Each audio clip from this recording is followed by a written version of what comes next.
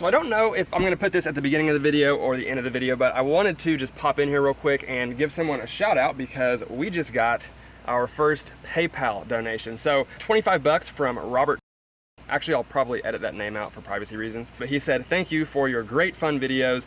You rock." Thank you, Robert. I really appreciate that. This literally made my day this morning when I opened my cell phone and saw that we got our first PayPal supporter. Not the money, obviously the money's great, it helps the channel, but just the fact that someone would go out of their way to, help support what we're doing here. So if you like the videos and you want to support the channel, all the links for that stuff will be down in the description box below. I went ahead and made a PayPal because I know a lot of people don't love Patreon. PayPal's probably not much better, but a lot of people have been canceling their Patreon memberships and stuff. So that is an option as well. I was gonna send you a message, but I thought I would just get on here and thank you in person because it does mean a lot to me. So thank you. Now back to the video.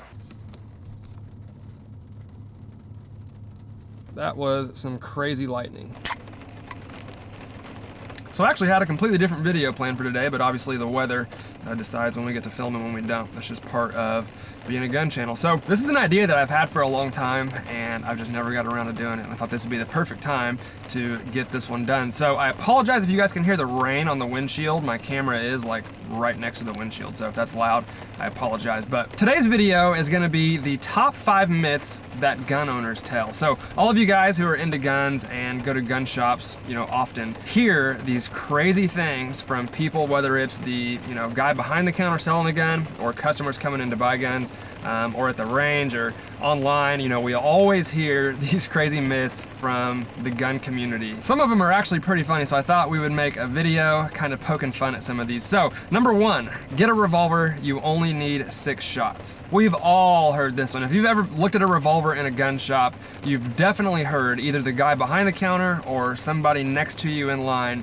that all you need is a revolver. If you can't hit him in 6 shots, then you've got, bigger fish to fry. Or if you need more than that, then you suck, and all this crazy stuff. So I'm not really sure where this idea comes from. I think a lot of these gun myths are people justifying what their favorite things are. So if they, love revolvers, you'll justify why 5 or 6 or 7 shots is more than enough. But what people don't realize is the insane amount of variables that go into a self-defense situation or a home defense situation. So every shooting is different. It's not like the movies where you just take 1 shot and drop the bad guy and your problem is solved. Just look into the FBI statistics on home defense and self-defense and even police shootings. There's a bunch of cases of people being fatally shot, but they keep doing whatever bad thing they're doing and then die, 2 or 3 minutes later. So it doesn't do you much good if you get a fatal shot, but you get stabbed to death while the guy's dying. Obviously the goal in any of these self-defense shootings is to stop them from doing whatever they're doing, whether that takes 1 shot,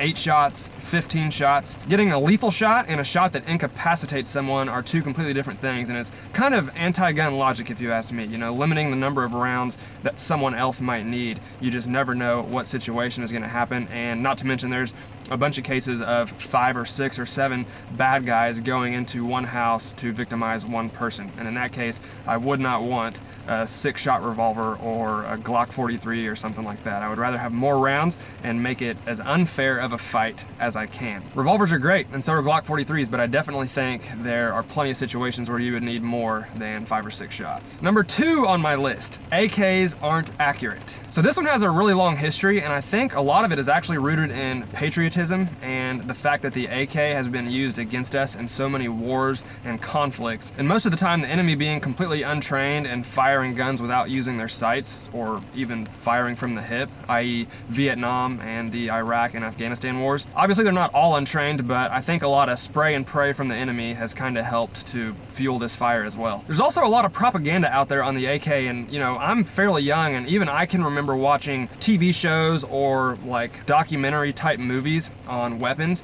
and seeing the AK being shown in a really high frame rate. We've all seen the super slow-mo videos of the AK-47 being fired, and obviously the AK is notorious for flexing like crazy every time you fire a round, and it never fails. Every time they show that video, it's followed by someone saying, and this is why the AK isn't very accurate. They correlate that flexing with the AK being inaccurate when the bullet is probably halfway to the target by the time you see the gun start to flex like that. So that doesn't contribute to the gun being inaccurate. What is true is the 7.62x39 as a caliber is not quite as good at longer ranges as something like 5.56 or a 308, or even, you know, bigger calibers that are much more accurate than either of them. At 500 to 600 yards or so, the 7.62 really starts to drop. But at intermediate ranges where most of us are going to be shooting, like 1 to 200 and even to 300 yards, the 7.62 AK is plenty accurate, and the gun is always more accurate than the shooter. So this is one that I think I'll probably hear for my whole lifetime. It's just been around forever, and it's probably not going anywhere. People still seem to think that AKs are inaccurate weapons, but I promise you, if you put your sights on the target with an AK, the bullet will hit the target. The rain is really starting to pick up.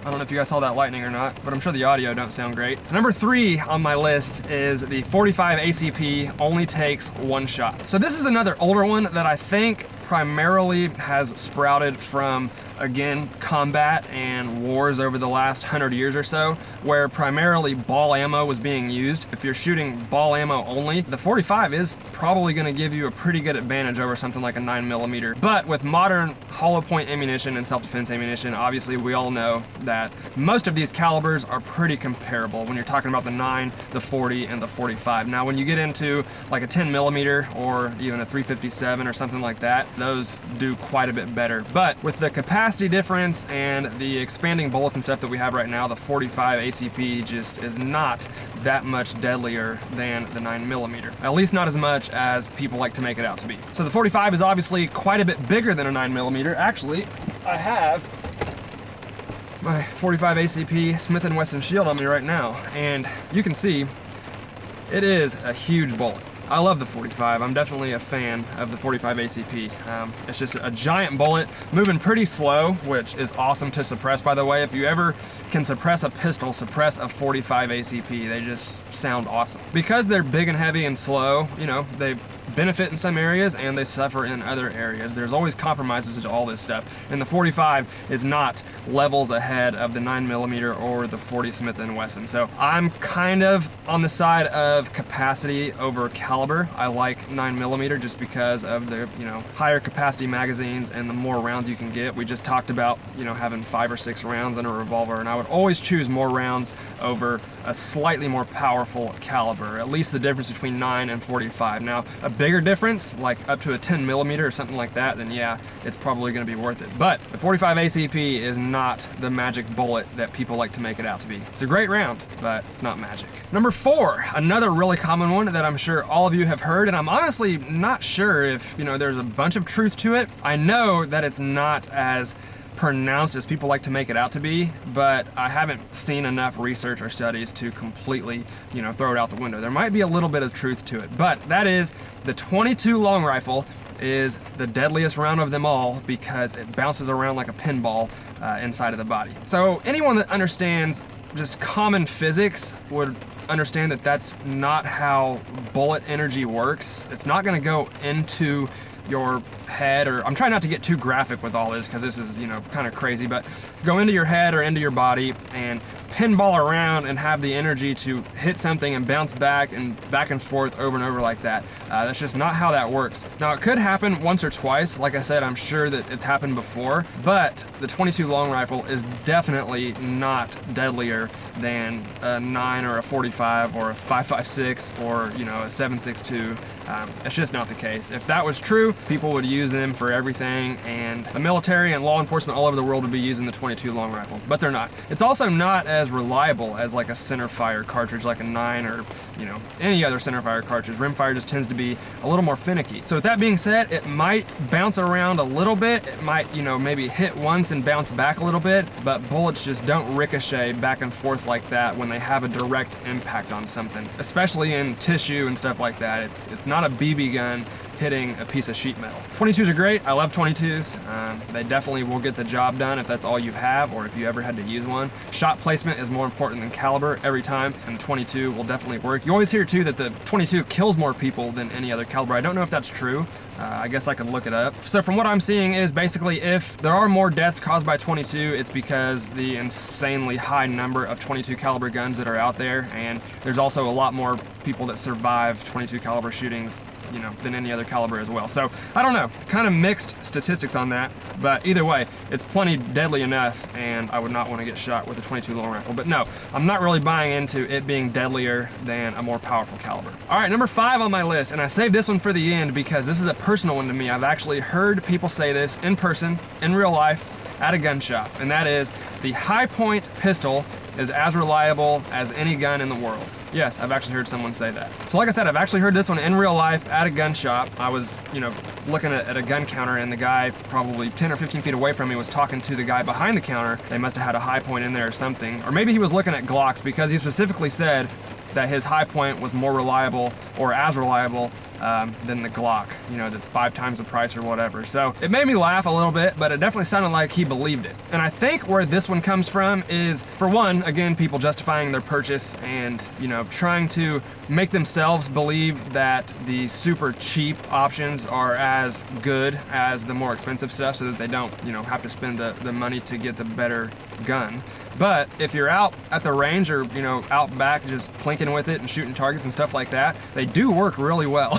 Hi-Points actually do work. Obviously, that's in perfect conditions, and that's not like over super long periods of time, or putting them through a lot of use and abuse. I don't have a ton of experience with them. I bought one about a year ago just to play with on the channel and kind of torture a little bit, which we will do down the road. But I haven't put it through enough to see the durability, but I've seen information, and I know for a fact they're not as durable or reliable as any of the modern handguns out there that are a little more expensive with a good reputation, like Glocks and SIGs and Smith & Wessons and Walthers and stuff like that. But again, they do work, and if you're out shooting around like most people do, most people aren't in combat or torturing their guns or abusing them. They're out back plinking or whatever, and they get a few hundred rounds through it, and they think that it's, the most reliable gun you can get, when obviously durability is going to be a big problem, I think, once you really start to torture that gun, and reliability is also not on par with something like a Glock. But for 90% of us, it doesn't matter what you do, because those guns work just fine for what we do. Most of us are going out and shooting and just having fun with our guns, and